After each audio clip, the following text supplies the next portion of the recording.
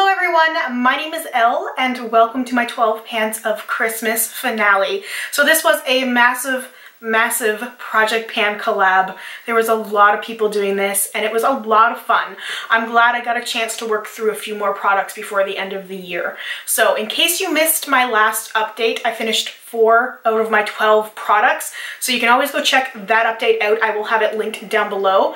And I will talk about the 8 things that are remaining. So out of those 8 things, 4 I'm considering done, 1 I am decluttering, and 3 I am keeping. All right, so I will start with those products that I finished first. So the first thing I have here is from Becca. This is the green color corrector in Pistachio, and it is all gone. All gone. I don't miss this. It did not work very well for me. I will not be repurchasing this right now. I don't want to say never going to repurchase this because I really do like Becca and I tend to keep going back to Becca. I'll try other things and then I just go back to them. They're just one of the brands that I'm really loyal to. But for now, I want to experiment, play around with some other green color correctors. I'm using one right now that I got from Au Naturel. And I talked about that one in my silver monochromatic Get Ready With Me. So that's the one I'm using right now. It's in a stick form. So I'll be working through that one and seeing whether or not I want to repurchase that one before I look into things a little bit further. Although I really like my concealers to be in a pot form. I do like applying it with a brush, so it does seem to be something that works pretty well for me. So whether or not I will find something better than the Becca, time will tell. Also, please excuse my nails right now. I just freshly painted them. I waited forever for them to dry, and then when I was putting my filming sweater on, the nails were not dry. It was too thick of a coat or something, so please ignore that. I just couldn't stand to take everything off and repaint them again. So the next product that I finished is from Mercier. It's the Candleglow Soft Luminous Foundation. So I had very little left during my last update and I was going to continue to use it and mix it. And honestly, some days I didn't even bother to mix it. If it was just going to be me through my day-to-day life, I figured, why bother? Most of the time, if a foundation is too dark, and I mean too dark by like a shade or two, it's not super noticeable in person. As long as you blend things out, you're not going to really notice it. You know, some people stop their foundation right at like chin level so then you can see like the clear difference in shade. I find that on camera you can really tell if a foundation is too dark. You just can notice it, like even against hands and stuff like that. So I don't like to use too dark foundations on camera anymore, and anytime I do, it does not matter if I've said it 100 times that I'm going to be doing it because I'm panning something. I'll always get a bunch of comments of people being like, you could match your foundation better, sweetie. And I'm like, sweetie, I know. So I don't like to do it for those kind of reasons because somebody's always going to think that they are calling me out on it, even though I'm perfectly aware. That seems to happen with a lot of things for me. People like to call me out on things that I'm already aware of or that I've already addressed previously. I don't appreciate that sometimes when that happens. It's like, I know, I have eyes, I can see. Anyway, little rant. These videos are controversial enough. Ever since I said I don't like Will Ferrell movies, nobody likes my 12 Pans of Christmas updates. Oh well, still true. Tried to watch Elf, couldn't do it. Couldn't do it. Hate Will Ferrell. I'm sure I'm gonna get a flood of dislikes like I did during the intro, but that's just my truth. I tried to watch a bunch of the holiday movies, so I know this is just a little side rant, but I feel like I've got time because I only have 8 things to talk about, but I tried to watch a bunch of those movies. Couldn't do it. Got like halfway through the holiday, hated it. Couldn't watch Elf. I tried to watch all those popular Christmassy movies that people like and that were on this list and inspiration for these products. Couldn't do it. Could not do it. I'm horrible. I know. I tried though. I tried. I really did. I spent a lot of time trying to watch these movies, but like got halfway through. Anyway, the Mercier Candleglow Foundation. Beautiful foundation. I just really wished it matched me better. I just have that problem with foundations. A lot of times there's not a foundation shade fair enough. I know I don't have a lot of things to complain about, but I mean that's just why some foundations that I really like, I don't repurchase them because the shade is not correct for me. And mixing it with stuff, you know, it takes away some of the original appeal of the foundation. No matter how good a mixer is, you are not going to get the same application, the same look by mixing it with something else.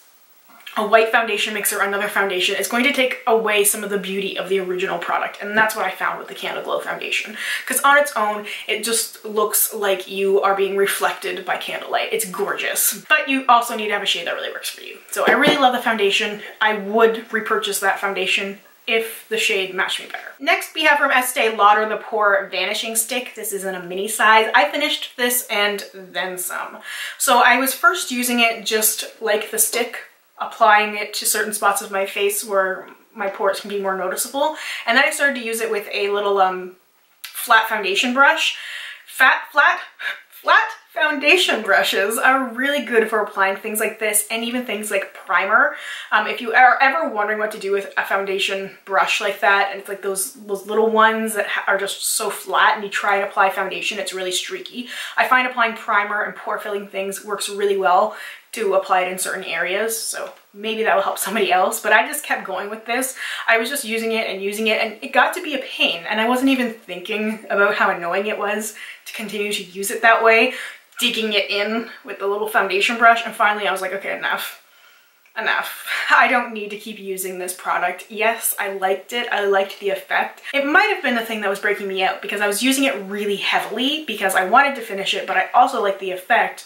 And then as my skin was getting worse, I was applying more to try and like make my skin look better, and I just think it was all around a bad decision on my part. At least I finished it, so I managed to meet my goal. I wanted to try and finish at least half of the things I had remaining, so I was trying really, really hard to finish that up.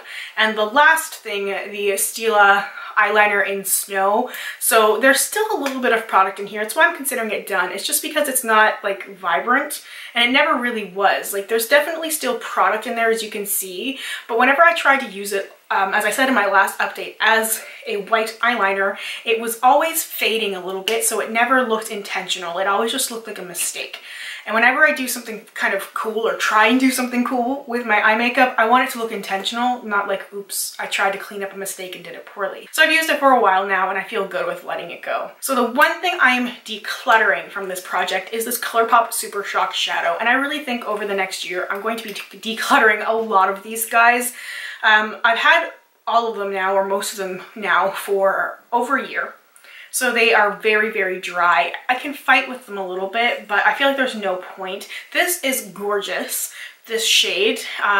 It is really dry now, but I love this sort of olive color with sparkles in there.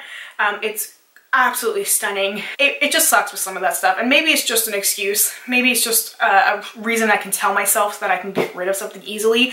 Otherwise, I'd be spending my whole year just trying to pan all my Super Shock shadows, which isn't gonna happen. So I do have other ones I will use throughout the year, or at least play with a little bit, but I am going to get rid of Sleigh. I am gonna get rid of that one. Now, I have 3 things remaining that I really didn't do much with at all since my last update, but I'm keeping them anyway. The MAC Gold Pigment.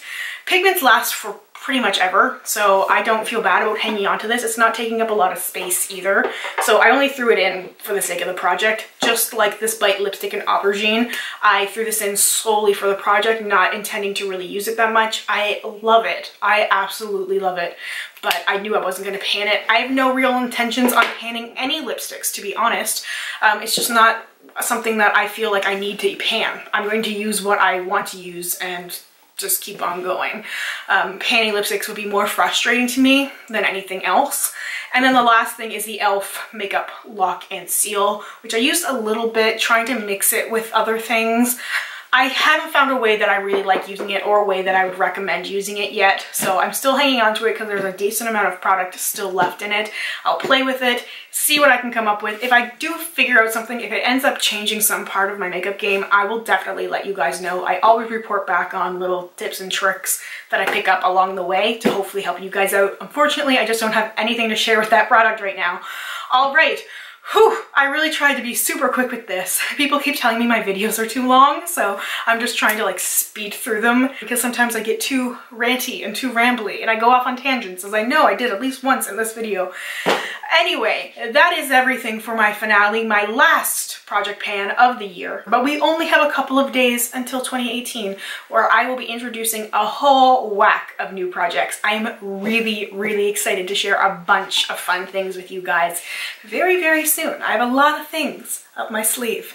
So anyway, thank you so much for watching. Please subscribe if you haven't already, and I hope I get to talk to you soon. Bye for now.